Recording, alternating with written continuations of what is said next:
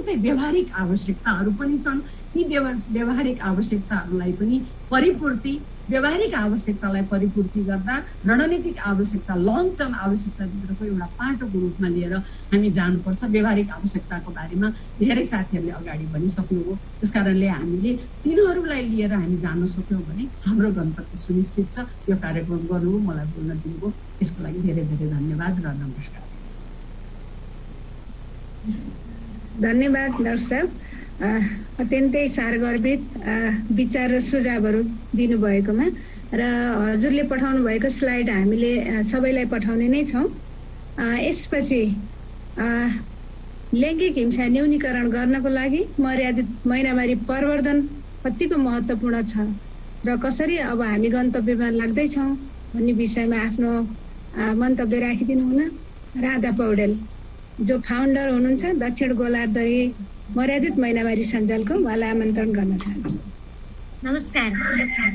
सम्बोधन यथावत अवसरको लागि धन्यवाद। महिला अधिकारको लागि जीवन उत्सर्ग गर्ने सम्पूर्ण ज्ञात अज्ञात महिला तथा पुरुषहरूलाई उच्च सम्मान गर्दै शुभकामना।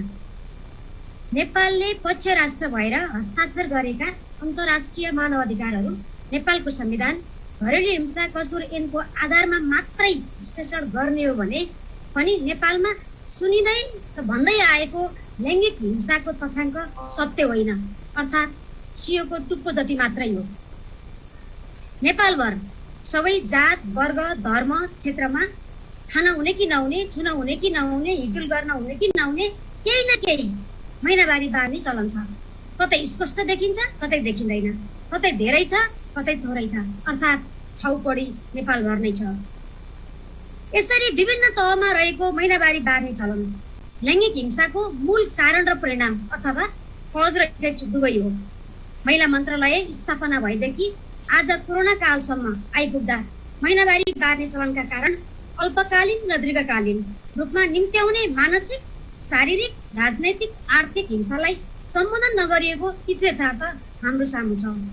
घर पहिलो संसद, पहिलो शान्ति वार्ता बैठक, पहिलो स्कुल भन्दै गर्दा महिनावारी हुनेहरू घरमा उचित घाँस, बास, आवास र सहभागिताबाट वञ्चित छन्। महिनावारी नहुँदै उनीहरूको संवेगात्मक रूपमा उनीहरूलाई कुण्ठित पारिएको छ। यसर्थ महिनावारी बार्ने चलनलाई लैङ्गिक हिंसाको रूपमा स्वीकार गरिएन भने हामीले गल्ती दोहोऱ्याउनेछौँ। अर्थात् हाम्रा नीति र कानुनहरू मात्रै अक्षरहरू हुनेछन्। अक्षरहरूले सबैभन्दा असुरक्षित घरलाई सुरक्षित बनाउन सक्दैनन्, न्याय दिन सक्दैनन्। न्याय घरबाट सुरु गरिनु पर्दछ। कोरोनाले हामीलाई प्रेरणा पनि दिएको छ। हाम्रो सोच र व्यवहारलाई परिवर्तन गर्न ढिलो गर्नु हुँदैन। समग्रमा लैङ्गिक हिंसा न्यूनीकरण गर्न, यौन र प्रजनन अधिकारको सुधार गर्न, मानव अधिकारको प्रवर्धन गर्न मर्यादित महिनावारीको मूल प्रभावीकरणको विकल्प छैन। विलम्ब गर्नु हुँदैन। तसर्थ माननीय मन्त्रीज्यूलाई मर्यादित महिनावारी मूल प्रभावीकरण गर्दै हरेक महिनावारी हुने व्यक्तिहरूले मर्यादापूर्वक बाँच्न पाउने अधिकारको सुनिश्चित गर्न हार्दिक अपिल र अनुरोध गर्दै धन्यवाद। धन्यवाद। समयलाई ख्याल गरिदिनु भए, आफ्नो महत्त्वपूर्ण भनाइ राखिदिनु भयो। यसपछि निम्त्याउँदैछु म लैङ्गिक तथा यौनिक अल्पसङ्ख्यकको तर्फबाट पिङ्की गुरुङज्यू, अध्यक्ष नीलिरा समाजबाट। धन्यवाद म्याडम। महिला बालबालिका तथा ज्येष्ठ नागरिकले आयोजना गरेको आजको यस राष्ट्रिय महिला अधिकार दिवस कार्यक्रमका माननीय मन्त्रीज्यू, त्यसै गरी यस कार्यक्रममा उपस्थित हुनुभएका सम्पूर्ण विशिष्ट महानुभावहरूमा म ब्लु डायमन्ड सोसाइटीको तर्फबाट हार्दिक आभार व्यक्त गर्दछु र अपेक्षा पनि राख्दछु कि आज चाहिँ भनौँ न सरकारले एउटा मौन गरेर महिला अधिकार दिवस चाहिँ मनाइरहेको छ र आगामी दिनहरूमा जसरी महिला दिवस सरकारले एउटा अपनत्व गरेर मनाइरहेको छ, आगामी दिनहरूमा यौनिक तथा लैङ्गिक अल्पसङ्ख्यक समुदायको मुद्दालाई पनि तपाईँले कुनै एउटा दिवसको रूपमा मनाएर यसरी नै बृहत छलफल कार्यक्रमको आयोजना गर्छ भन्ने मैले अपेक्षा पनि राखेको छु। अब अहिले कोभिड-19 को कुरालाई लिएर जुन खालको एउटा सन्दर्भ उठिरहेछ, त्यो सन्दर्भ हेर्दाखेरि लैङ्गिक हिंसा र लैङ्गिक समानताको कुराहरू यहाँनिर उठ्यो। लैङ्गिक हिंसा र लैङ्गिक समानताले अझै पनि धेरै जस्तो जनमानसमा चाहिँ खालि एउटा महिलासँग मात्रै सम्बन्धित एउटा हेरिरहेको अवस्थाहरू छ र लैङ्गिक हिंसा र लैङ्गिक समानतामा पिछडिने महिला तथा यौनिक तथा लैङ्गिक अल्पसङ्ख्यक समुदाय पनि जोडिनुपर्छ भन्ने खालको एउटा सोचको विकास अझै पनि भएको छ जस्तो मलाई लाग्दैन। र आजको यस कार्यक्रमको सिर्जना हुँदाखेरि हुन त यो आजको कार्यक्रम तपाईँको महिलासँग सम्बन्धित भएको भएर महिला अधिकार कानुनलाई प्रभावकारी बनाउने भनेर राखिएको छ, तर त्यसमा पनि एउटा महिलाभित्रको पनि लैङ्गिक अल्पसङ्ख्यक महिला पनि जोड दिएको भएदेखि अझै हामी एकदमै धेरै खुसी चाहिँ हुने थियौँ।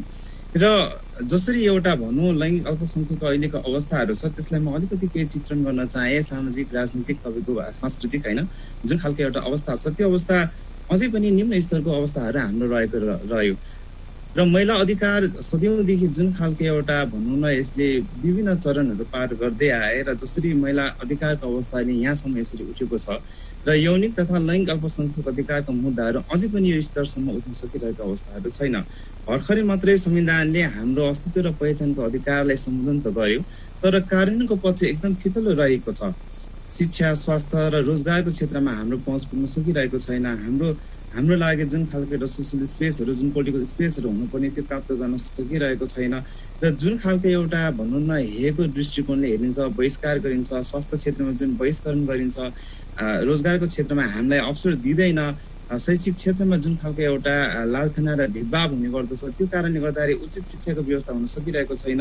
शैक्षिक प्रणालीमा शिक्षकहरू यो बारेमा संवेदनशील हुन नसक्दाखेरि उचित शिक्षा पनि प्रदान गर्न नसकिरहेको अवस्थामा चाहिँ चारैतर्फबाट हामी यौनिक तथा लैङ्गिक अल्पसङ्ख्यकको समुदाय चाहिँ एकदम प्रताडित भइरहेको अवस्थाहरू चाहिँ छ र त्यो अवस्थालाई अझै पनि समुदायलाई सशक्त गरेर अगाडि लैजानको लागि, सामाजिक रूपमा यो समुदायलाई स्थापित गर्नको लागि, राजनीतिक अधिकार दिलाउनको लागि र राज्यको हरेक निकाय तपाईँको ब्युरोक्रेसीभित्र भनौँ, तपाईँको लोकसेवा आयोगभित्र भनौँ, तपाईँको अरू विभिन्न सेक्टरमा सोसाइटीको इच एन्ड एभ्री सेक्टरमा यो समुदायको इन्भल्भमेन्ट, जसरी अघि नै रेणु दिदीले भन्नुभयो कि लैङ्गिक समानता र जुन खालको एउटा आर्थिक सक्षमता बिना के हुन्छ जुन लैङ्गिक हिंसाको अन्त हुन सक्दैन भने जस्तै त्यो एउटा लैङ्गिक समानताको हिसाबले त्यो दृष्टिकोणले हेर्दाखेरि महिला मात्र होइन कि यौनिक तथा लैङ्गिक अल्पसङ्ख्यक समुदायको लैङ्गिक समानताको दृष्टिकोणले पनि हेरिनुपर्ने र सरकारी नीति त्यही अनुरूपले बनिनुपर्ने र त्यसको कार्यान्वयन चुस्त दुरुस्तसँग हुनुपर्ने आवश्यकता मैले देखिरहेको हुन्छु।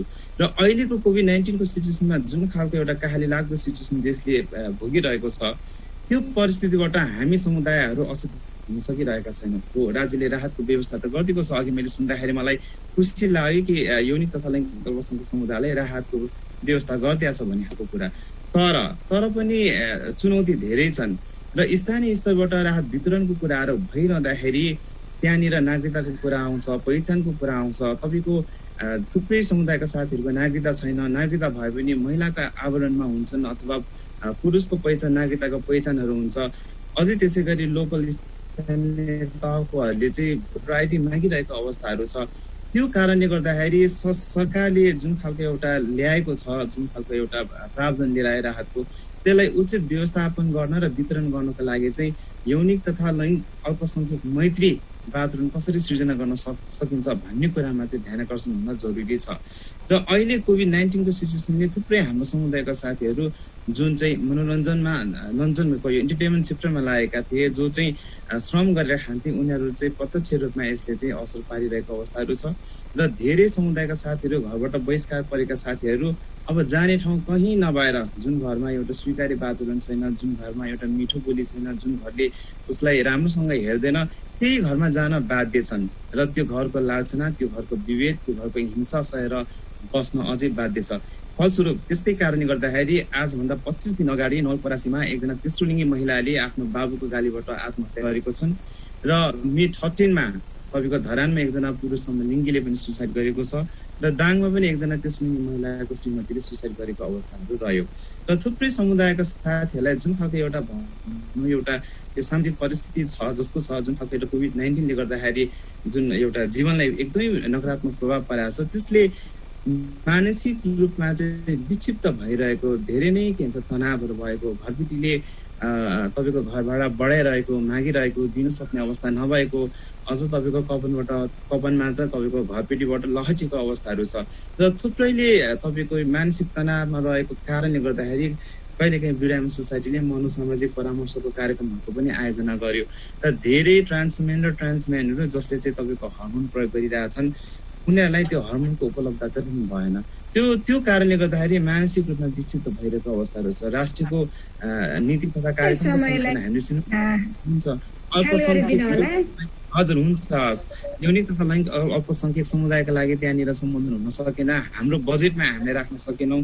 साँच्चै नै भन्ने हो भने यो सीमान्तकृत वर्ग नेपालको इतिहासमा पछिल्लो पटक जुन सीमान्तकृत वर्गको अधिकारको आवाज उठिरहेको छ त्यो भनेको यौनिक तथा लैङ्गिक अल्पसङ्ख्यक समुदायको मुद्दा हो र यसलाई चाहिँ तपाईँको राष्ट्रिय योजनाभित्र पार्नुपर्छ, राष्ट्रिय योजनाका बजेटभित्र पारिनुपर्छ र जसरी के भन्छ विभिन्न खालका एउटा सीमान्तकृत वर्गको मुद्दाहरूलाई सम्बोधन गरेर राष्ट्रिय बजेटले समेटेको छ त्यसरी नै टोटली क्लियरली एलजिबिटिआईक्यूलाई पनि तपाईँको के भन्छ स्पेल आउट गरेर बजेटभित्र समायोजन गरेर नीतिगत सम्बोधन गरेर ठोस एउटा कार्यक्रम र योजना लिएर आएर कसरी चाहिँ यो समुदायलाई स्थानान्तरण गर्न सकिन्छ, समुदायलाई कसरी सामाजिक रूपमा स्थापित गर्ने, समुदायको क्षमता कसरी अभिवृद्धि गर्ने, यसको शारीरिक सामाजिक तपाईँको मानसिक स्वास्थ्य प्रबन्धन कसरी गर्न सकिन्छ भन्ने खालको एउटा सोच र सङ्कल्प लिएर कार्यक्रमको ढाँचा तय हुनुपर्छ जस्तो मलाई लाग्छ। र म सरकारलाई के पनि अनुरोध गर्न चाहन्छु भने अहिले यहाँ 7वटा प्रदेशको हाम्रो माननीय मन्त्रीजीहरू हुनुहुन्छ। मलाई एकदम खुसी लाग्छ कि 7वटा प्रदेशमध्ये 5 नम्बर प्रदेशको हाम्रो के भन्छ माननीय मन्त्रीज्यूले धेरै कार्यक्रम गरिरहनु भएको छ। हुन त अरू प्रदेशकाले पनि गरेका छन् तर पनि धेरै चाहिँ व्यापक रूपमा जुन खालको एउटा स्थानीय तहमा लैङ्गिक हिंसा सम्बन्धी जुन समितिहरू गठन हुन्छ त्यसमा हाम्रो संलग्नता हाम्रो समावेशिता पनि हुन आवश्यक छ र केन्द्रीय स्तरदेखि लिएर प्रादेशिक र तपाईँको स्थानीय स्तरसम्मको जुन खालको एउटा समावेशिता समानता र संलग्नता सँगै हामीले हरेक तवरको जुन अभियानमा सँगै हाम्रो सहभागी भएको खण्डमा चाहिँ लैङ्गिक हिंसा केवल महिलासँग मात्र होइन लैङ्गिक हिंसाभित्रका डाइभर्स जुन खालको एउटा भोयलेन्सहरू छ त्यसलाई न्यूनीकरण गर्नको लागि र यो समुदायको उत्थान गर्दै र राज्य र समाजलाई पनि योगदान गर्नको लागि हामी सक्षम हुन सक्छौँ र साँच्चै राष्ट्रले अपनाएको समृद्ध नेपाल सुखी नेपाली भन्ने नारा वास्तवमै त्यो के भन्छ परिणत हुन्छ भन्ने मैले अपेक्षा लिएको छु र मेरा केही विचारहरू यहाँ राखेँ। त्यसको लागि अवसर दिनुभयो म माननीय मन्त्रीज्यू र आयोजक मन्त्रालयका सम्पूर्ण माननीयज्यूहरूमा अथवा महानुभावहरूमा हार्दिक आभार व्यक्त गर्दछु। हस्त धन्यवाद, नमस्ते। धन्यवाद पिङ्कीज्यू। पक्कै पनि हजुरले उठाउनु भएका मुद्दाहरूलाई हामीले सम्बोधन गर्ने नै छौँ हाम्रा कार्यक्रमहरूमा र अब यसपछि म निमन्त्रणा गर्छु आफ्नो शुभकामनाका लागि टिका दाहालज्यू। उहाँ चाहिँ अध्यक्ष हुनुहुन्छ नेपाल महिला अपाङ्ग सङ्घबाट।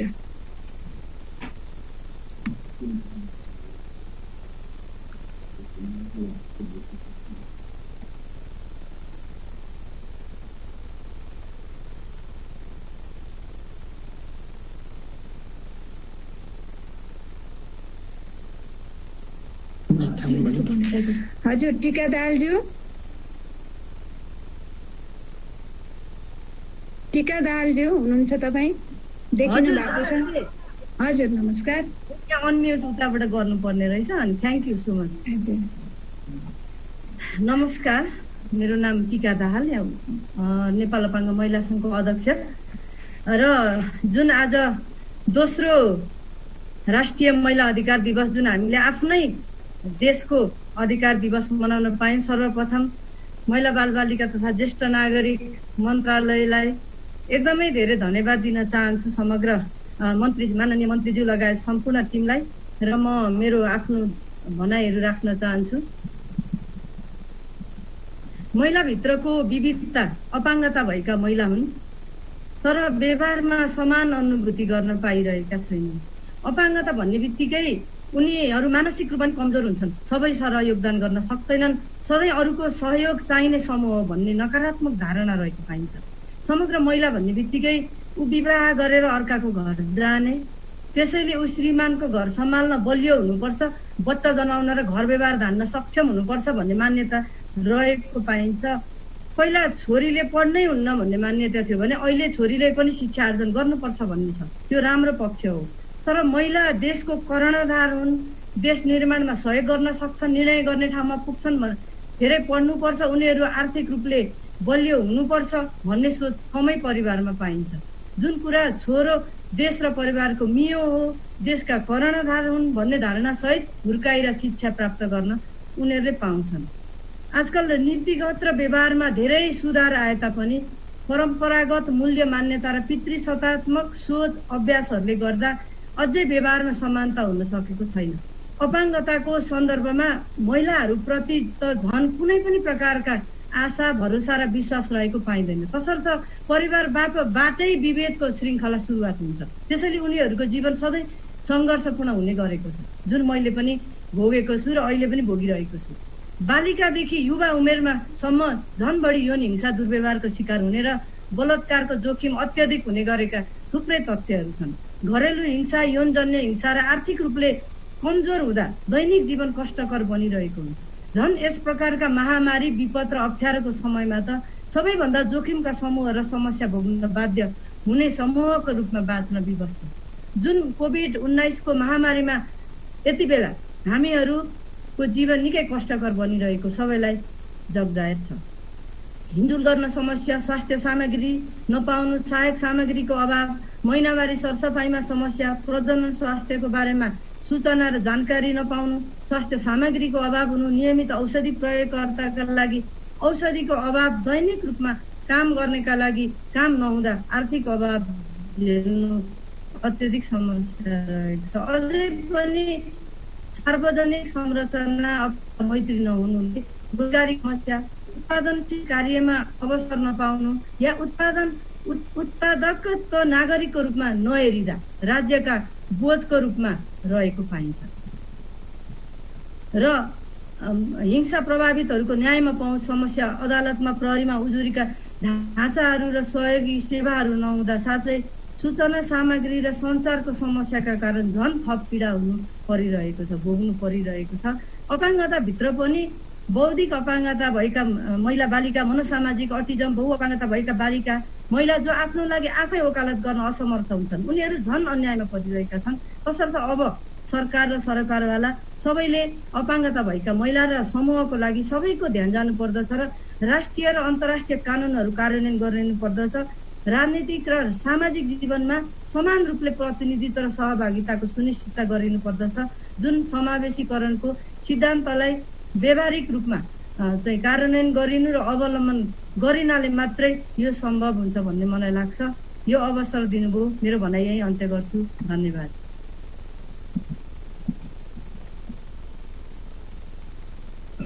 धन्यवाद टीका म्याडम, अत्यन्तै महत्त्वपूर्ण कुराहरू उठान गरेर शुभकामना दिएर जानुभयो।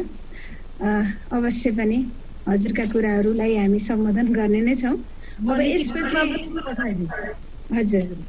अब यसपछि महिला उद्यमी महासङ्घको तर्फबाट अध्यक्षज्यू रिता सिंह उहाँलाई आमन्त्रण गर्न चाहन्छु।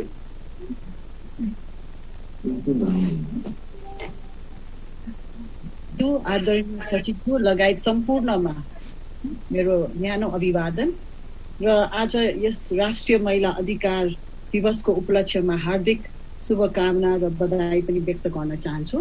र यो कोभिड-19 को उत्पन्न गराएको परिस्थितिमा आर्थिक सशक्तिकरणका लागि महिला उद्यमी महासङ्घको भूमिका भनेको हुनाले म केही झलकहरू यहाँ दर्शाउन चाहन्छु। हजुरको भिडियो अन गर्नु होला।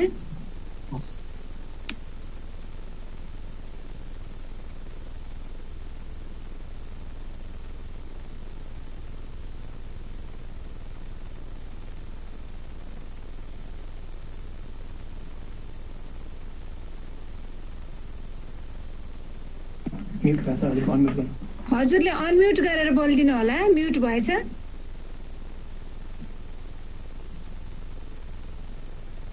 अब सुनिन्छ? सुनिन्छ। कोभिड-19 ले उत्पन्न गराएको परिस्थितिमा आर्थिक सशक्तिकरणका लागि महिला उद्यमी महासङ्घको भूमिकाको एक झलक म यहाँ दर्शाउन चाहन्छु। केन्द्रमा तथा जिल्ला महिला उद्यमी सङ्घहरूबाट महिलाहरूको आवाज र भोगेका समस्याहरू सङ्कलन गरी महिला उद्यमीका लागि राहत र रिकभरी प्याकेज ल्याउन उद्योग, अर्थ र महिला मन्त्रालयमा अपिल पत्र बुझाएको छ र मन्त्रालयका विभिन्न बैठकमा सहभागी भई महिला उद्यमीका समस्या उजागर गरी सल्लाह सुझाव पेश गर्ने काम पनि भएको छ र व्यक्तिगत रूपमा सदस्यहरूद्वारा राहत वितरण र विभिन्न महिला उद्यमी सङ्घका आफ्नै प्रयास मार्फत राहत वितरण गरिएको, विभिन्न दात्री निकायसँग संवाद गरी कार्यक्रमका लागि प्रस्ताव पेश गरेको र फन्ड प्राप्त गर्न सफल भएको र अनलाइन प्रशिक्षण, माइन्डफुलनेस प्रशिक्षण, डिजिटल साक्षरता, वित्तीय साक्षरता, व्यवसाय व्यवस्थापन जस्ता तालिम सञ्चालन गर्न लागेको छ र विभिन्न कमर्स सञ्चालकसँग महिला उद्यमीका उत्पादन अनलाइन बिक्रीको लागि छलफल गरेको र तयारीमा लगिएको र अनलाइन मार्फत प्रदेशमा पर्ने जिल्ला महिला उद्यमी सङ्घका प्रतिनिधिसँग छलफल र परामर्श सुरु गरेको र आउँदो दिनमा पनि गरिने। प्रदेश 5 मा कृषि मन्त्री र उद्योग सचिवलाई अनलाइन बैठक मार्फत सुझाव पेश गरिएको छ र दक्षिण ललितपुरमा बिउ बिजनको प्याकेज वितरण गरिने योजना र सहकारीमा आबद्ध महिलाहरूलाई ब्याजमा छुट र सेनिटरी न्यापकिनको उपलब्ध गराएको छ र हिजोको बजेटमा हामीले चाहिँ आशा गरेका थियौँ महिला उद्यमीहरूको यत्रो समस्या यो विषम अवस्थामा सबै उद्योगहरू ठप्प भएको हुनाले एउटा चाहिँ स्टिमुलस प्याकेज, एउटा रिलिफ प्याकेज चाहिँ केही के अरे अर्थमन्त्रीज्यूद्वारा केही एड्रेस हुन्छ भन्ने लागेको छ। तर त्यसमा चाहिँ उहाँले चाहिँ महिलाहरूलाई चाहिँ एउटै बास्केटमा राख्नु भएको हो कि, त्यसकारण चाहिँ म महिला बालबालिका तथा ज्येष्ठ नागरिक मन्त्रालयबाट चाहिँ महिला उद्यमीहरूको आर्थिक सशक्तिकरणको लागि चाहिँ धेरै अपेक्षा राखेको छु र हामीलाई चाहिँ केही राहत पाउनेछौँ महिला उद्यमीहरूले भन्ने पनि यहाँ राख्न चाहन्छु र यो अवसर दिनुभएकोमा यहाँ महिला यो मन्त्रालयलाई चाहिँ म धेरै धेरै आभार प्रकट गर्न चाहन्छु। यति भन्दै म मेरो यो छोटो मन्तव्य अन्त गर्छु। धन्यवाद। धन्यवाद म्याडम, अत्यन्तै महत्त्वपूर्ण विचारको लागि। अवश्य पनि हामी सहकार्य गर्ने नै छौँ। अब यसपछि म सञ्चारिका समूहकी अध्यक्षज्यू नितु पण्डितज्यूलाई आमन्त्रण गर्न चाहन्छु आफ्नो शुभकामना मन्तव्यको लागि। धन्यवाद म्याडम। महिला बालबालिका तथा ज्येष्ठ नागरिक मन्त्रालयका माननीय मन्त्रीज्यू, प्रदेश सरकारका माननीय मन्त्रीज्यूहरू, माननीय सांसदज्यूहरू, मैले बोलेको सुनिरहेछ? हजुर, सुनिएको छ। Thank you. सचिवज्यू, सहसचिवज्यू, मेरा अग्रज दिदी र साथीहरू, यो राष्ट्रिय महिला अधिकार दिवसको सबैमा मेरो हार्दिक शुभकामना। अहिले हामी राष्ट्रिय महिला दिवस मनाइरहँदाखेरि लकडाउनको अवस्थामा छौँ र भर्चुअल मिटिङ गरिरहेका छौँ। यसै बिचमा हिजो मात्रै बजेट आएको छ। रेणु दिदीले धेरै कुराहरू बजेटको भनिसक्नु भएको छ होला। यसमा केही कुराहरू अझै पनि बाँकी थिए, थप्न पर्ने थियो अथवा बहस यसलाई विभिन्न कोडबाट गर्न सकिन्छ। तर यो बजेटले एउटा किसिमको सुरुवात चाहिँ पक्कै पनि दिएको भन्ने चाहिँ मलाई पनि लाग्छ। जस्तो स्वास्थ्यको बजेटको कुरा मात्रै होइन, अहिले महिला उद्यमशीलता केन्द्र चाहिँ स्थानीय तहमा पनि स्थापना गर्ने लगायतका कुराहरू बजेटमा परेका छन्। भनेको यो बजेटदेखि चाहिँ केही अलिकति स्पेसिफिक भएर जानुपर्छ है यो लैङ्गिक क्षेत्रमा, महिलाका क्षेत्रमा पनि, र त्यो चाहिँ स्थानीय तहसम्म लैजानुपर्छ भन्ने हिसाबले चाहिँ अगाडि बढेको जस्तो देखिन्छ। र त्यो कुरालाई चाहिँ कार्यान्वयन गर्नलाई माननीय मन्त्रीज्यू, जो केही गरौँ भन्ने जुझारु मन्त्रीज्यू हुनुहुन्छ र उद्योगमा लामो समय नीतिगत रूपमा काम गरेर उद्योग मन्त्रालयको सचिवबाट आउनुभएका सचिवज्यू हुनुहुन्छ र अर्थ राजस्व आय व्ययलाई राम्रोसँग निहाल्नुभएका सहसचिवज्यू हुनुहुन्छ। पक्कै पनि मन्त्रालयको यो टिमले यो कुरालाई चाहिँ अगाडि बढाउनेछ भन्ने आशा छ। यति भन्दै म चाहिँ मेरो विषय चाहिँ रोल अफ मिडिया भएको भएर म त्यतैतिर अलिकति जान्छु। यसमा चाहिँ रोल अफ मिडियाको कुरा गर्दाखेरि चाहिँ महिला र मिडियाको कुरा गर्दाखेरि हामीले सञ्चारिका समूहले जहिले पनि भन्ने गरेको कुरा के हो भने मिडिया र महिला सञ्चार बीचको पुल चाहिँ हामी पत्रकार महिलाहरू हौँ। पत्रकार जतिसुकै धेरै हामी बहस गरे पनि अहिलेको तत्कालीन अवस्थामा चाहिँ त्यो पुलको रूपमा पत्रकार महिलाहरूले काम गरिरहनु भएको छ भनेदेखि अहिलेको अवस्थामा धेरै पत्रकार महिलाहरू विदामा राखिएको छ। मोफसलमा कुरा गर्दाखेरि अहिले यहाँ केन्द्रमा पनि वर्क फ्रम होम त छ, केही साथीहरूले काम गरिरहनु भएको छ घरबाट भने मोफसलमा चाहिँ त्यस्तो रिपोर्टिङहरू हामीलाई आएका छन्, विदा छ। र यो मेल फिमेल भोइस ल्याउने बाहेक अरू धेरै कुराहरूमा चाहिँ उहाँहरूलाई अहिले विदामा राख्ने गरिएको छ। त्यो एउटा पुल चाहिँ अलिकति कमजोर भएको छ कि भन्ने मलाई फिल हुन्छ। र त्यसो त फेरि महिलाले महिलाको विषय मात्रै उठाउने भन्ने होइन, सबै साथीहरूले गरि पनि रहनु भएको छ। तर कस्तो देखिन्छ भने अहिले जति पनि हामीले यहाँ लैङ्गिक हिंसाका कुराहरू गऱ्यौँ, विषयहरू उठे, जसरी हिंसाहरू बढिरहेका छन् भन्ने कुरा आएको छ। तर हामीले मिडिया हेऱ्यौँ भनेदेखि चाहिँ संसारिका समूहले त्यो एउटा मिडिया अनुगमन पनि गरिरहेको छ। यो लकडाउनको अवधिमा मिडियाले कसरी लैङ्गिक विषयलाई उठान गर्यो त भन्ने त्यसको रिजल्ट आउन बाँकी छ। हामी मोनिटरिङकै क्रममा छौँ। तर के देखिन्छ भने अहिले चाहिँ मिडियाले जसरी हिंसा भइसक्यो, घटना भइसक्यो, त्यसलाई फलोअप चाहिँ गरेको देखिन्छ। जस्तो बलात्कारका विषयमा भयो, हिंसामा हत्याको कुराहरू भयो, दाइजोबाट भएका हत्याको, गर्भवतीको हत्या, सुत्केरी महिलाको विषयमा भयो, उठाइरहेको छ। तर क्वारेन्टाइनभित्र कस्तो अवस्था छ त, क्वारेन्टाइनमा गर्भवती सुत्केरी महिलालाई बस्ने ठाउँ कस्तो छ त भन्ने लगायतका कुराहरू र मानसिक हिंसाको कुराहरू चाहिँ त्यति आउन सकेका छैनन्। घरमा हुने हिंसाका कुराहरू चाहिँ त्यति गहिरिएर आउन सकेका चाहिँ छैनन्। किनभने हुन त लकडाउनमा सबैभन्दा सुविधा प्राप्त चाहिँ महिला पत्रकारहरू हुन्। उहाँहरूलाई हिँड्ने सुविधा छ, हिँड्न पाउँछन्। तर पत्रकारहरू पहिलो नम्बरमा आफै सुरक्षित छैनन्। अहिले कतिजना पत्रकारहरूलाई कोभिड भएको छ र उहाँहरू कोही रिकभर हुनुभएको छ, कोही चाहिँ निको हुने प्रतीक्षामा हुनुहुन्छ, छिट्टै निको भएर फर्किनु होला भनेको। उहाँहरू आफै पनि सुरक्षित हुनुहुन्न भनेदेखि त्यो ठाउँमा जाने, सुरक्षित तवरले रिपोर्टिङ गर्ने वातावरण चाहिँ अहिले भएको छैन होइन। त्यो एउटा समस्या छ भने अर्को चाहिँ मैले जुन भने हाम्रो जुन पुल चाहिँ अलिकति कमजोर भएको छ, त्यो हुँदाखेरि चाहिँ हाम्रा धेरै विषयहरू आउन सक्ने त्यो चाहिँ कम देखिन्छ। जस्ता विषयहरू छन् त्यहाँभित्र सुत्केरीलाई पौष्टिक कुरा, गर्भवती महिलालाई हस्पिटलसम्म जाने कुराहरू, यस्ता यस्ता विषय र अरू किसिमका हिंसाका घटनाहरू उजागर गर्नलाई यो क्षेत्र पनि बलियो बनाउन पर्ने चाहिँ जरुरी देखिन्छ। त्यो मैले राख्न चाहन्छु यहाँनिर। र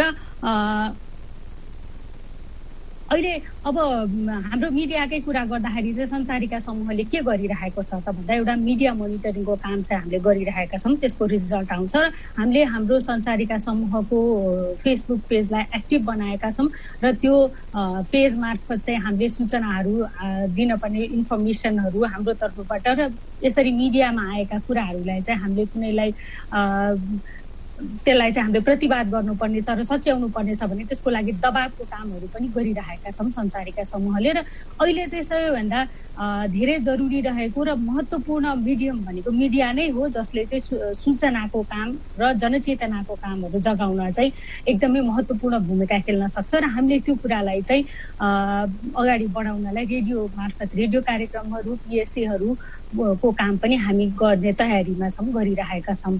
त्यसलाई चाहिँ अगाडि बढाउन पर्छ भन्ने हामीलाई लाग्छ। र यति भन्दै मेरो समय चाहिँ थोरै छ। अहिलेको लैङ्गिक हिंसा निवारणका लागि जुन किसिमले हिंसाहरू भइरहेका छन् हामीले यहाँ छलफल गऱ्यौँ। त्यो हिंसा पीडित महिलाले यसरी उत्पादकत्व बढाउने र औद्योगिकरणमा जाने, महिला उद्यमशीलता विकास गर्ने रूपमा सोच्न सक्छ कि सक्दैन, त्यो एउटा चाहिँ मननीय कुरा छ। यो लकडाउनले जुन किसिमको मानसिक प्रभाव पारेको छ भन्ने तथ्याङ्क राष्ट्रिय महिला आयोगको तथ्याङ्कमा पनि देखियो। मानसिक हिंसा बढी छ भने त्यो पीडित मानसिकता भएको दिमागले कतिसम्म सोच्न सक्ला, त्यो उद्यमशीलता विकास गर्न र नयाँ नयाँ क्रिएसनका कामहरू गर्नलाई चाहिँ कुन हदसम्म सफल होला, त्यसलाई निवारण नगर्ने हो भनेदेखि चाहिँ पक्कै पनि यो कठिन छ। त्यही भएर यतातर्फ चाहिँ काम गर्न जरुरी छ भन्ने लाग्छ। यति भन्दै मलाई आफ्नो कुरा राख्ने मौका दिनुभएकोमा मन्त्रालयप्रति म हार्दिक आभार व्यक्त गर्दछु। मलाई सुनिदिनुभयो सबैजनालाई धेरै धन्यवाद। धन्यवाद नितु म्याडम। पक्कै पनि सञ्चार क्षेत्रले सबैलाई उजागर गरेकै छ। अब यसपछि मैले निम्ताउँदैछु यस्तो व्यक्तित्व जो यस मन्त्रालयको विज्ञ समूहको सदस्य पनि हुनुहुन्छ, नेपालमा महिला विकास कार्यक्रमको फाउन्डर पनि हुनुहुन्छ, आदरणीय चाँदनी जोशी। हजुर, सबैमा मेरो नमस्कार छ। माननीय मन्त्रीज्यू र उपस्थित गण्यमान्य व्यक्तित्वहरू, सबभन्दा पहिला त म आज राष्ट्रिय महिला अधिकार दिवसको अवसरमा हार्दिक बधाई टक्राउँछु र शुभकामना पनि अर्पण गर्दछु। आज यो चाहिँ हाम्रो ठुलो चाडको दिन हो जस्तो लाग्छ मलाई, किनभने मैले सम्झिँदाखेरि भियनामा पहिलोचोटि women's right is human right भन्दाखेरि ओहो हो त नि भनेर हामीलाई पनि छर्लङ्ग भएको थियो कि। र आज हाम्रै राष्ट्रमा महिला अधिकार दिवस, त्यो पनि दोस्रो मनाउँदैछौँ भने चाहिँ हामी सबैजना महिला कर्मीहरूको लागि चाहिँ चाडकै दिन हो भन्छु। र मेरा पूर्व वक्ताहरूले धेरै धेरै मुद्दाहरू उठाइसक्नु भएछ, धेरै तथ्याङ्कहरू पनि आइसकेको छ। म त्यसलाई नदोहोऱ्याउँ, मैले अलि नछोएको कुराहरू अलि लिउँ कि भनेर। आज चाहिँ के हो भने हामीले ग्याप्स एन्ड च्यालेन्जेसको धेरै कुरा गऱ्यौँ, चुनौतीहरूको धेरै कुरा गऱ्यौँ, तर हाम्रो अचिभमेन्ट पनि धेरै छ है। गर्व लाग्ने कुराहरू पनि अलिकति फर्केर हेर्नुपर्ने जरुरी छ कि आजको दिनमा खुसी मनाउने दिन हो नि आज भन्दाखेरि यसो हेर्ने हो भने हाम्रो मुलुक निकै नै प्रगतिशील छ। र विश्वमै हेर्ने हो भने यो LGBTQI को लाई मान्यता दिने विश्वमा दोस्रो मुलुक हो नेपाल। र दक्षिण एसियामा हेर्ने हो भने पनि अफर्मेटिभ एक्सन 33% चाहिँ हामीले पार्लियामेन्टमा ल्याउन सक्दो रहेछ। हाम्रो 3वटा एक्जिक्युटिभ, जुडिसियरी र लेजिस्लेसनमा वुमेनको लिडरसिप हुन सक्छ भन्ने धेरै हामीले चाहिँ उहाँहरूलाई चाहिँ बेस्ट केस स्टडिजहरू हामीले देखाइसकेका छौँ। त्यस्तै गरिकन प्रोग्रेसिभ लज पनि ल्याइसकेका देश हो यो है। यसमा चाहिँ डोमेस्टिक भाइलेन्स बिल पनि हामीले निकै नै अगाडि ल्याएको छ। त्यस्तै म्यारिटल रेप ल्याउने जस्तो देश हो। तर यस्तोमा यसो हेर्दाखेरि र फर्केर हेर्दाखेरि आज जुन हामीले भाइलेन्सको कुराहरू सुन्यौँ, हामीले राष्ट्रिय महिला आयोगको पनि डेटा हेऱ्यौँ, पुलिसले दिनुभएको डेटा हेऱ्यौँ, त्यो त रिपोर्टेड केस हो। तर आजको स्थितिमा कतिले रिपोर्ट गर्न सकेको छ त? लकडाउनमा बसेको छ। अस्ति लाकको र FWLD को चाहिँ एउटा यस्तै नै जुम कन्फरेन्समा के कुरा भएको थियो भने लेस केसेस आर रिपोर्टेड, बाहिर जान नपाउने, कसको थ्रु भन्ने र त्यही नै उनीहरू पिल्सिया छन् भन्ने कुराहरू धेरैचोटि आएको थियो। र यस्तो बेलामा है मलाई चाहिँ कस्तो लाग्छ भने फेरि पछाडि फर्केर हेर्छु, म पुरानो कुरा गर्ने मध्ये परेँ। र 1998 मा 2055 हामीले भाइलेन्स अगेन्स्ट वुमेनको क्याम्पेन गरेका थियौँ। र मलाई याद छ ब्लू स्टार होटलमा धेरै जर्नलिस्टहरूले सोध्नु भएको थियो यो कस्तो किसिमको भाइलेन्स हो, भाइलेन्स भनेको रेप हो भनेर सोध्नुहुन्थ्यो कि। भनेर त्यहाँबाट आज हामी धेरै पर त आइसक्यौँ है, धेरै तथ्याङ्कहरू आइसक्यौँ। तर आज हेर्दाखेरि यो इनइक्वालिटी अझ पनि धेरै नै भएको देखिन्छ। तर आजको कोभिडको त्रासको वातावरणमा महिलाहरू अझ बढी पिल्सिएका देख्छन्। त्यसमाथि पनि अघि बिना प्रधानजीले पनि भन्नु भइसक्यो, एकतिर रोगको त्रास भयो, एकतिर भोकको त्रास भयो, त्यसमाथि पनि घरको समस्या, अनपेड केयर इकोनोमी, र उसले चाहिँ अहिले रिप्रोडक्टिभ र प्रोडक्टिभ दुवै भूमिका पनि निभाउनु पर्ने। र आजको यो घरमा लकडाउनको अवस्थामा भएको डोमेस्टिक भाइलेन्सको चर्चा त म नगरौँ है, डेटा पनि नबनाउँ। तर एउटै म के डेटा भन्न चाहन्छु भने 500 भन्दा बढी आत्महत्याको केस हामीले देखिरहेछौँ। यसले प्रष्ट देखाउँछ यो विडम्बना हो जस्तो मलाई लाग्छ। किनकि यस्तो देशमा आज डोमेस्टिक भाइलेन्सको केस चाहिँ इसेन्सियल सर्भिसमा पर्नेको सट्टा अदालतले व्यक्तिवादी फौजदारी मुद्दा भनेर सुनवाई भइरहेको छैन। भन्दाखेरि यो केस त अहिले लिएकै छैन, यो पर्सनल मुद्दा हो भन्ने छ। यो ठुलो चुनौती हो आजको जस्तो मलाई लाग्छ। र अरू देशको केस स्टडीहरू हेऱ्यौँ भने यो पेन्डेमिकको सिचुएसनमा प्रोग्रेसिभ डोमेस्टिक भाइलेन्सको लज थपिरहेछन् उनीहरूले। त्यो अगाडि बढ्नुको सट्टा हामी पछाडि गइरहेको हो कि जस्तो लाग्छ। यो चाहिँ प्रोग्रेस होइन, रिग्रेसिभ पोलिसी चाहिँ नगरौँ, हामी केही चाहिँ तुरुन्त गरिहाल्नु पर्यो, माथापछि गर्नु पर्यो।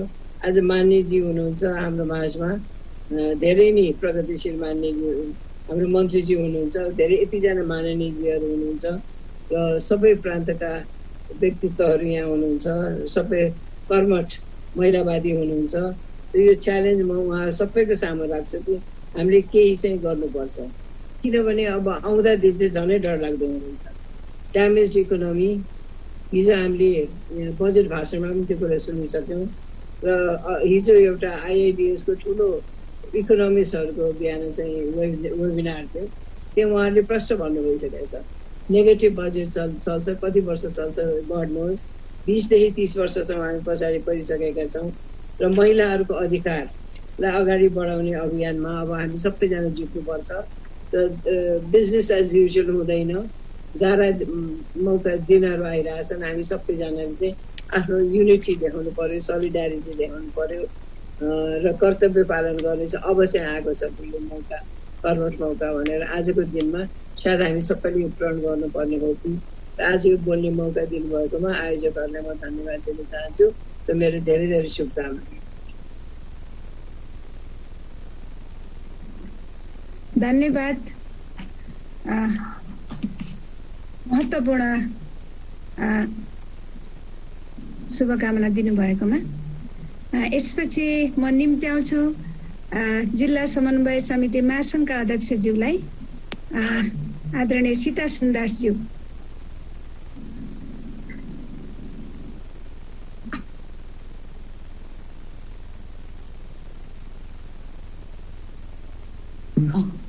हजुर अनम्युट गरेर बोल्नुहोस् त, हजुरको म्युट भएको छ। नमस्कार यहाँहरू सबैलाई। दोस्रो राष्ट्रिय महिला अधिकार दिवसको सन्दर्भमा हामी सबैमा हार्दिक बधाई तथा शुभकामना। यो बैठकको अध्यक्षता गर्नुभएको छ माननीय मन्त्रीज्यू, माननीयज्यूहरू र सम्पूर्ण उपस्थित मेरा आदरणीय व्यक्तित्वहरू, यहाँहरू सबैलाई पुनः नमस्कार, अभिवादन। आज नेपाली महिलाहरूको महान पर्व हो भनेर मैले बुझेको छु। गत वर्ष मन्त्रालय र जिल्ला समन्वय समिति महासङ्घले संयुक्त रूपमा यो दिवसलाई भव्य रूपमा मनाएका थियौँ। म त्यो दिनलाई स्मरण गरेको छु र सर्वप्रथम म सम्मान गर्न चाहन्छु यो दिन ल्याउनलाई महत्त्वपूर्ण भूमिका निर्वाह गर्नुहुने सम्माननीय राष्ट्रपतिज्यू, सम्माननीय प्रधानमन्त्रीज्यू, माननीय मन्त्रीज्यूहरू, तत्कालीन थमाया थापाज्यू समेत र सिङ्गो नेपाल सरकार माननीयज्यूहरू सबैलाई म हार्दिक सम्मान अभिवादन भन्न चाहन्छु।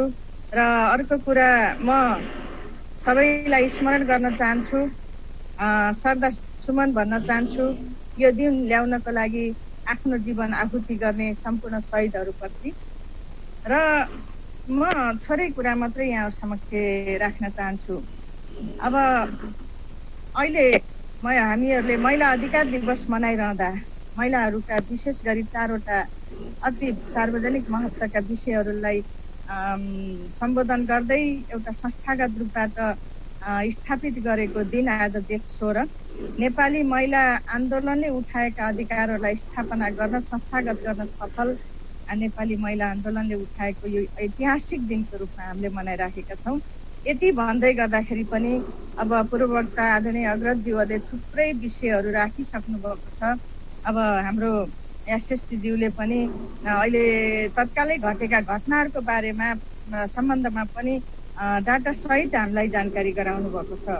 म 2-3टा कुरा मात्रै फेरि पनि के अनुरोध गर्न चाहन्छु भने अहिले पनि महिला हिंसा घटेको छैन, बरु स्वरूप बदलिएको छ। अनि महिलाहरूलाई ह्यारेस गर्ने त्यस्तो भएको छ जहाँ अब हामी घर परिवारमा भनौँ, राजनैतिक क्षेत्रमा भनौँ, प्रशासनिक क्षेत्रमा भनौँ, सेना प्रहरीमा भनौँ, अन्य कार्यक्षेत्रमा, कार्यथलोमा भनौँ, जहाँ तै पनि त्यो खालको स्थिति देखिएको छ। र अहिले महिला हिंसाको एउटा मात्रै उदाहरणलाई भनियो भने 13-14 वर्षको सानो नाबालिका छोरीले आफ्नै बाउको शिशु जन्म दिएर अनि न्यायको भिख माग्दै हिँड्न परेको अवस्था पनि आज देखिएको छ। त्यसले गर्दाखेरि असाध्यै कष्टपूर्ण जीवन बिताउन हाम्रा नेपाली महिलाहरूले परेको स्थिति छ। यसमा मैले यहाँ समक्ष फेरि पनि नाबालकदेखि सुस्त मनस्थिति अपाङ्गता भएका बालिकाहरू अनि देखि लिएर सबै यौन हिंसामा परेको अवस्था पनि छ। र म यो भन्न चाहन्छु यो परिवार समाजलाई सचेत पार्ने काम चाहिँ अनि त्यसपछि संवेदनशील बनाउने बुटी अब हाम्रो महिला मन्त्रालयले अब त्यो निर्माण गर्न पर्यो र सबै हामी सरकारहरूलाई निकायको ध्यान गएको छ। अझै विशेष रूपबाट ग्रास रुटबाट जानुपर्छ भन्ने म यहाँ समक्ष राख्न चाहन्छु। र हिजोदेखिबाट हामीले एउटा त्यो कसरी लाग्यौँ भने महिलाका मुद्दामा महिलालाई मात्रै जिम्मा हो भन्ने बुझ्ने र महिलाहरूलाई सशक्त गर्ने काम गर्यौँ। तर सिङ्गो समाज र सिङ्गो पुरुष वर्गलाई समेत यसमा जिम्मेवार बनाउनुपर्छ भन्ने हिसाबले पुरुषहरूलाई पनि यो मूल कडीको रूपमा जडको रूपमा रहेको जुन खालको अवस्था छ त्यसलाई सचेतना गर्ने कार्यक्रम ल्याउनु आवश्यक छ भन्ने म यहाँ समक्ष राख्न चाहन्छु। यो अहिले होइन हिजोदेखिबाट देखिएको यो एउटा विषय थियो भन्ने मलाई त्यो लागेको छ। त्यसै गरी अहिले स्थानीय तहमा मैले थोरै कुरा यहाँ समक्ष निवेदन गर्न चाहन्छु।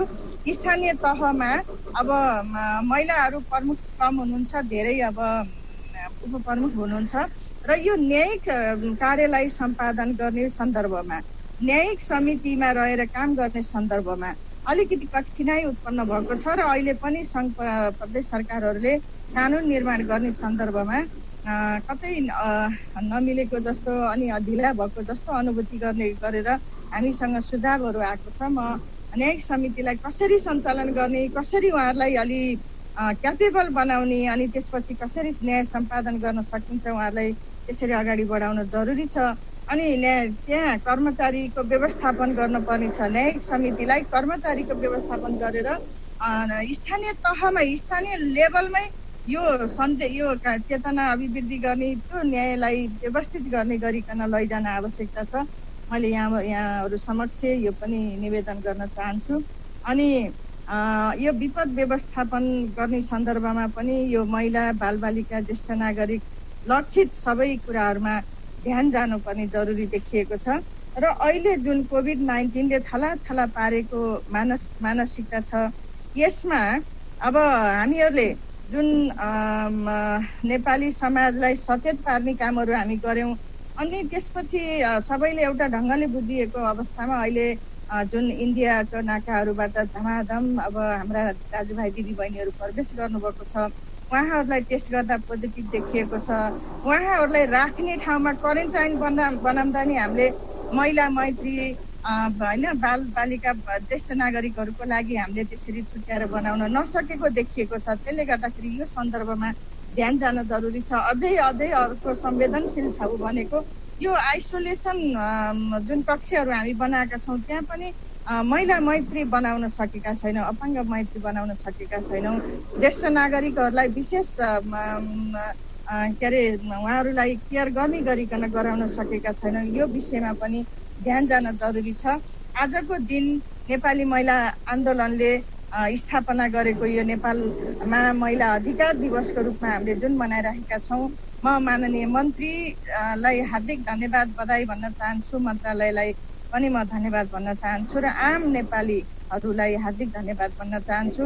हामी त्यति मात्रै होइन, अहिले लैङ्गिक हिंसा भन्छौँ, जातीय हिंसाले पनि असाध्यै ठुलो रूप लिन थालेको छ। त्यसले गर्दाखेरि समाजलाई एउटा लैङ्गिक मैत्री मात्रै होइन, समाजमा एउटा सामाजिक सद्भाव सिर्जना गर्नको लागि जुन खालको एउटा जातीय विभेदका पनि एकदमै ठुला श्रृङ्खलाबद्ध विभेदका घटनाहरू हामीले देखेका छौँ, सुनेका छौँ। यसले असाध्यै मन मस्तिष्क गलेको छ सिङ्गो नेपालीको।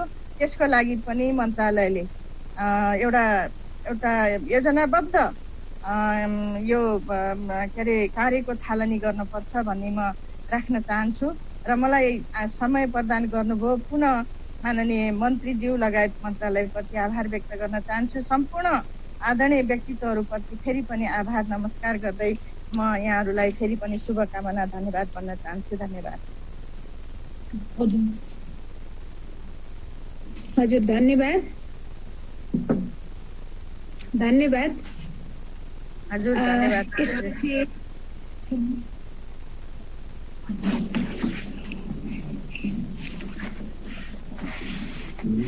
यसपछि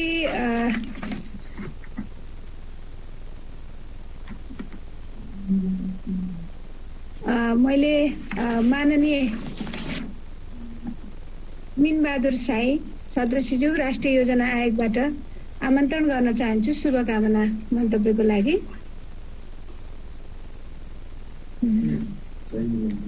उहाँ अनलाइनमा देखिनु भएको छैन, पछि गरौँला। यसपछि म लक्ष्मी कार्की सम्माननीय राष्ट्रपतिज्यूको लैङ्गिक सल्लाहकारज्यूलाई आमन्त्रण गर्न चाहन्छु। हुनुहुन्छ लक्ष्मी कुमारी कार्की।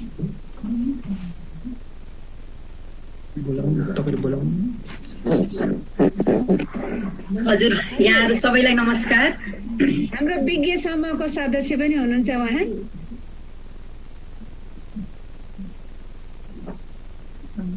मेरो आवाज सुनिएको छ? हजुर, सुनिएको छ।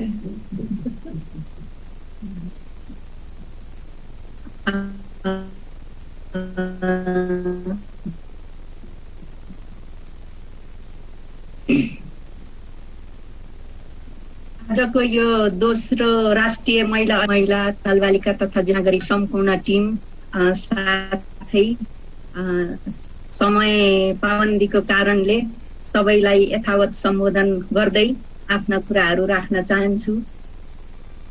सर्वप्रथम यो महिला अधिकार दिवसको अवसरमा सम्पूर्ण महिला दिदीबहिनीहरू तथा महिला अधिकारको पक्षमा लाग्नुहुने सम्पूर्ण नेपाली दाजुभाइ दिदीबहिनी महिला अधिकार कर्मीहरू सबैलाई हार्दिक शुभकामना व्यक्त गर्न चाहन्छु।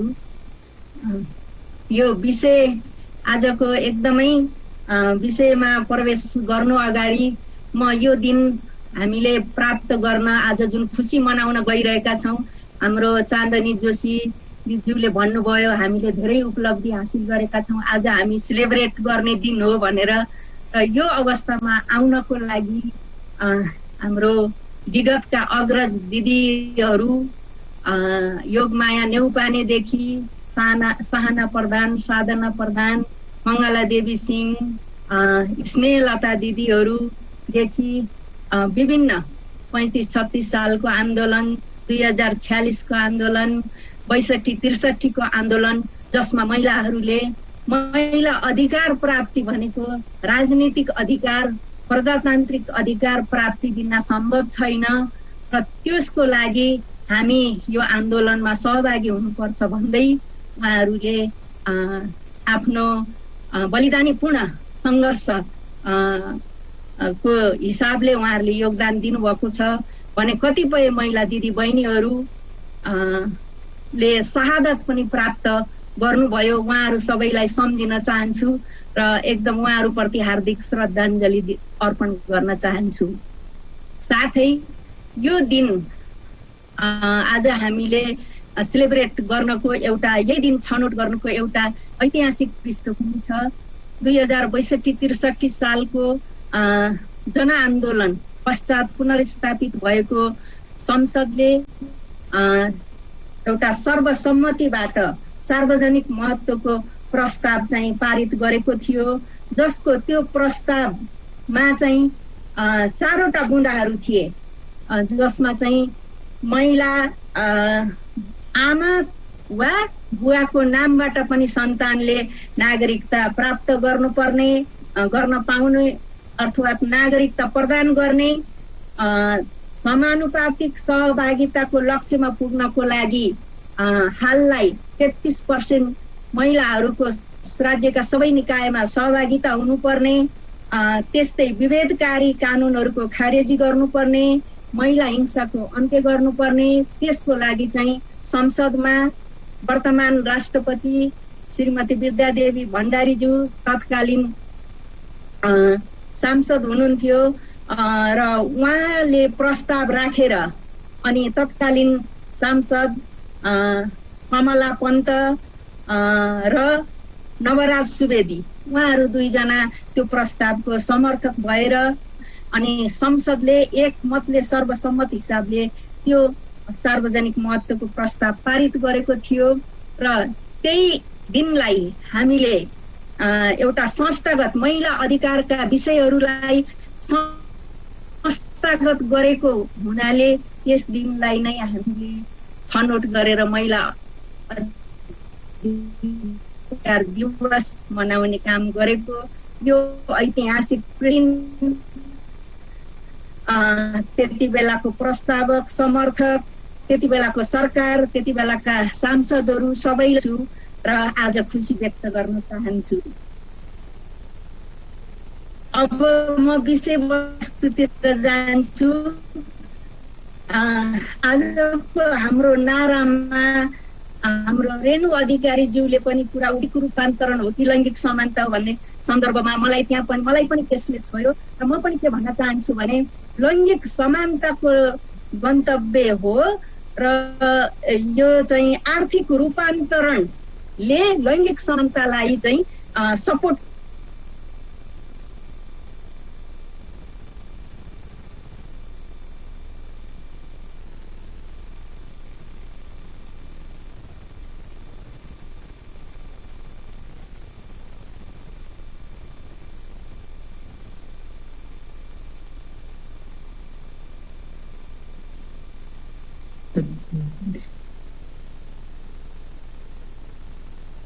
धन्यवाद। आवाज देखिएन नि त लक्ष्मी कार्की खै।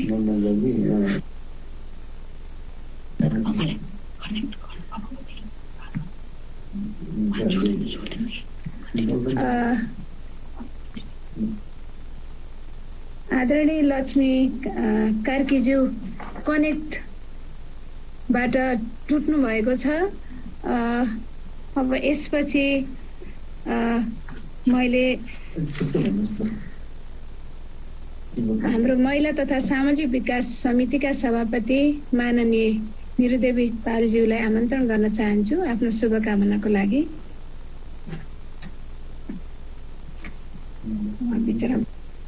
धन्यवाद सचिवज्यू। सर्वप्रथम त दोस्रो महिला अधिकार दिवस लैङ्गिक हिंसा र आर्थिक रूपान्तरणको गन्तव्य भन्ने मूल नाराका साथ सुनिरहेछ? हजुर सुनिरहेछ। हजुर भन्ने मूल नाराका साथ जुन यो दोस्रो महिला अधिकार दिवस हामी मनाउन गएछौँ, यो महिला दिवसमा जसरी हामीले संविधानमा उल्लेख गरेका छौँ, जसरी हामीले अधिकारहरूलाई सुनिश्चित गर्ने काम गरेका छौँ, यी सबै व्यावहारिक रूपमा कार्यान्वयन होस् म शुभकामना व्यक्त गर्न चाहन्छु। आज कोभिड-19ले विश्व पारेको असरका कारण हामीले ठुलो सभा हलमा यो कार्यक्रम गर्न असमर्थ भयौँ।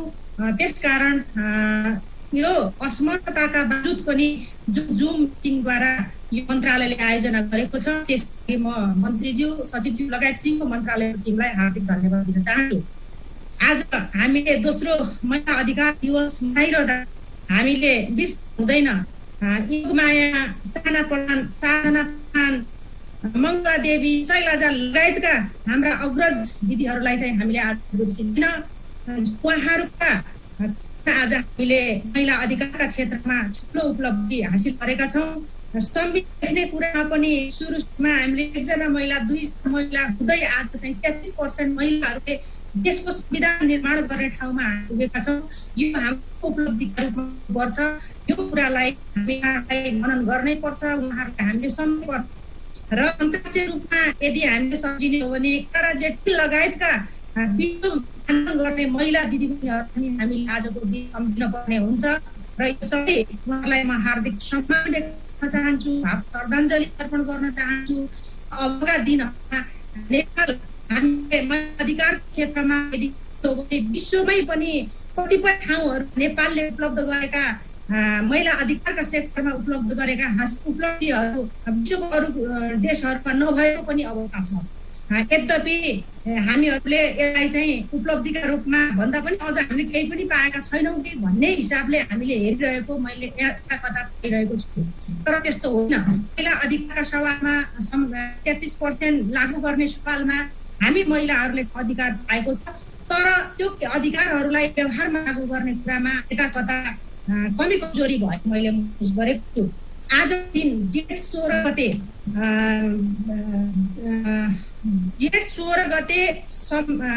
प्रतिनिधि सभामा आज सम्मान राष्ट्रपतिज्यू कालीन सांसद हुनुहुन्थ्यो। उहाँको अगुवाईमा यो चारवटा विषयलाई उहाँहरूले उठान गरेर संसदमा दर्ता गर्नुभएको थियो। त्यो आमा बाबुको कसैको नामबाट नागरिकता पाउन सक्ने